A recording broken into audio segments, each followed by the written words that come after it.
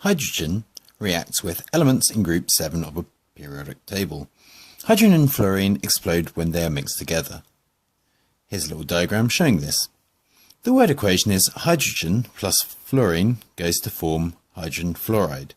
Join the boxes to show the correct formula for each of the chemicals in the reaction. Hydrogen, if we use our periodic table, we can find hydrogen here and it has a symbol H. Fluorine has a symbol F over here.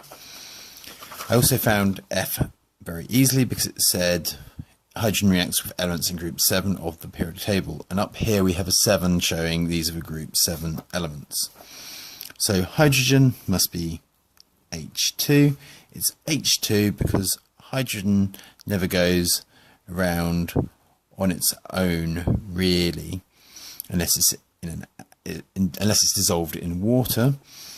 So fluorine is going to be F2 and hydrogen fluoride is HF. Chlorine is also in group 7. If it's also in group 7, if you had a reaction with fluorine, you could replace the reaction with fluorine in general with anything else from group 7. So we could say hydrogen plus chlorine gives us hydrogen plus chlorine joined together, hydrogen, and look at the ending, ide, meaning it's a compound consisting of 2 elements, so it will be hydrogen chloride.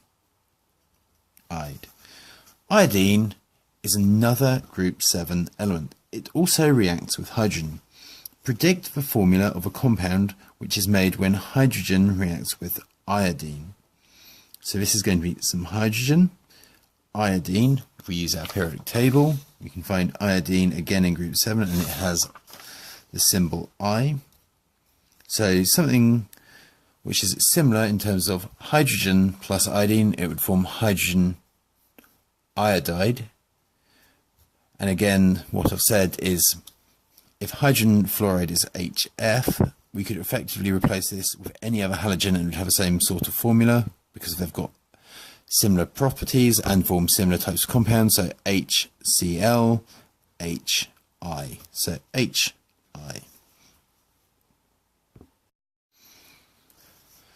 The table shows what happens when fluorine, chlorine and iodine react with hydrogen. Fluorine explodes at room temperature. Chlorine, a small spark, is enough to make the mixture explode, and iodine slowly reacts when strongly heated. Look at the order of fluorine, chlorine and iodine in the periodic table. How does the reactivity with hydrogen change as you go down the group? So if we look at our periodic table, we've got fluorine here, chlorine here, bromine's just there, and then iodine. So we can say that they're arranged here in the same way as in group 7. This is a massively vigorous reaction, slightly less vigorous, very unreactive. So we could say the reactivity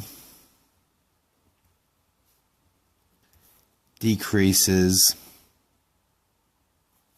as you go down group 7. What do you predict about the reaction between bromine and hydrogen?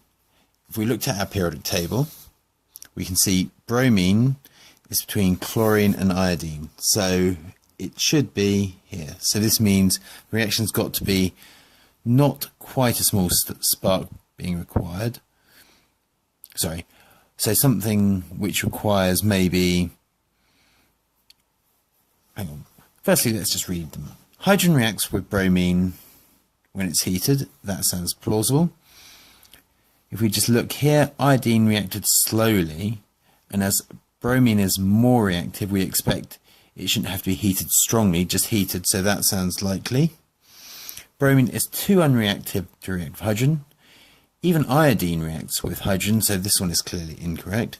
Hydrogen reacts with bromine more quickly than with chlorine, so bromine is less reactive than chlorine, so it should react less quickly, so this one is incorrect. Hydrogen reacts with bromine more slowly than with iodine. As it's again higher up in the group than iodine, it should be more reactive, so this one's wrong, so we can definitely stick with this one here at the top being correct.